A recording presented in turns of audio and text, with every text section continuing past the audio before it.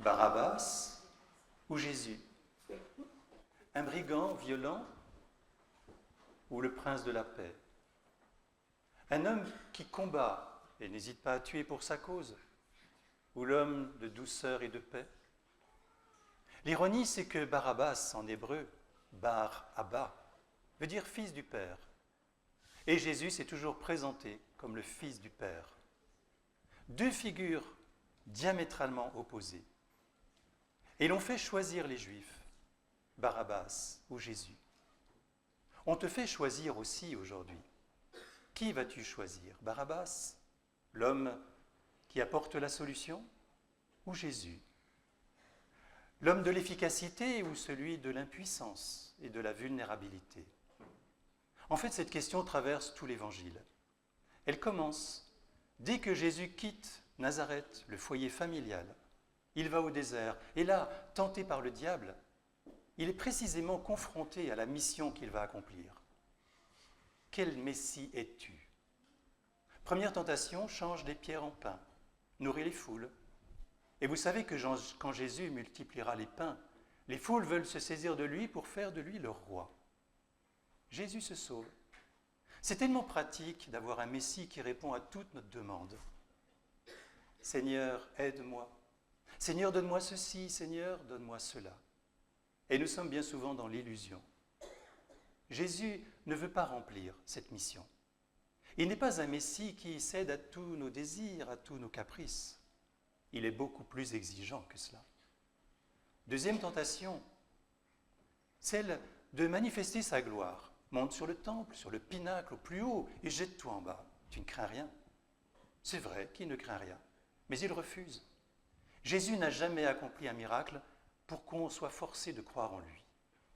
Vous savez bien que devant chaque miracle, il y a ceux qui croient et il y a ceux qui critiquent.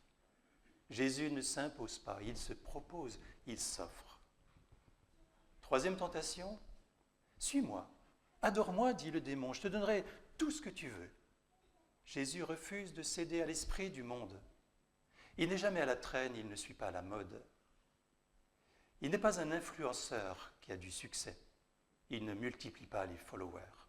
Non, Jésus ne cesse de se proposer humblement. Voilà notre Messie, voilà celui que nous avons acclamé tout à l'heure avec nos rameaux, comme la foule de Jérusalem. Mais vous savez bien que demain, ils le condamneront, ils le cloueront sur une croix. Aujourd'hui, Jésus, demain, Barabbas. Ne nous faisons pas d'illusions, frères et sœurs, il en est ainsi pour nous. Aujourd'hui, tu choisis Jésus, peut-être demain choisiras-tu Barabbas. Peut-être demain te détourneras-tu du Christ parce qu'il ne répond pas à tes attentes. Quel est donc ce Dieu? Ce Dieu que l'on nomme tout-puissant au cœur de la messe et qui au fond est impuissant. Lui qui n'épargne pas les innocents, les faibles, les victimes et les fragiles. N'oubliez pas que dans le credo, nous disons « Je crois en Dieu, le Père tout-puissant ». Jamais nous ne disons « Je crois en Dieu tout-puissant ». Car sa puissance, sa toute-puissance est une puissance d'amour. Voilà, je vois quelqu'un va mal. Joséphine, si tu peux, en tant que médecin, porter remède.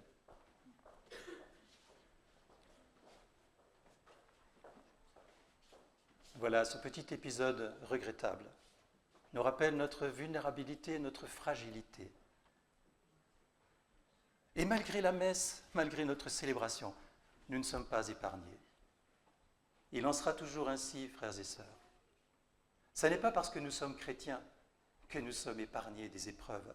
Non, bien au contraire, aujourd'hui, nous sommes la cible de bien des attaques, de bien des moqueries. Il ne faut pas nous en étonner. Lorsque notre Messie, lorsque notre Christ est conduit à la mort et subit le pire des supplices, ne nous étonnons pas d'être confrontés à tant d'épreuves. Mais Jésus, par son amour, est victorieux au cœur de notre faiblesse. Il ne supprime pas la faiblesse, lui-même se révèle faible, il assume la faiblesse. Il assume tes peurs, tes doutes, tes vulnérabilités, tes angoisses, tes inquiétudes. Il n'est pas le Dieu qui vient apporter le bonheur, le réconfort, la facilité. Il n'est pas le Dieu brillant, non, mais le Dieu pauvre, attaché sur une croix jusqu'à la fin des siècles, Voilà le Dieu que nous célébrons, que nous adorons, celui de l'amour révélé jusqu'au bout. Il a dit lui-même, le bout de l'amour, c'est de donner sa vie. Eh bien, nous allons l'accompagner au long de cette semaine sainte. Nous allons l'accompagner dans le don qu'il nous fait de son corps et de son sang. Nous allons l'accompagner dans sa mort, le vendredi saint. Nous allons l'accompagner au tombeau. Nous allons l'accompagner dans sa résurrection. Que ce mystère, tout à la fois de mort et de vie, qui est notre mystère, que ce mystère nous pénètre profondément et nous donne de l'assurance en ce monde fragile et violent. Nous adorons un Dieu de paix, un Dieu de douceur. Jésus est notre Messie.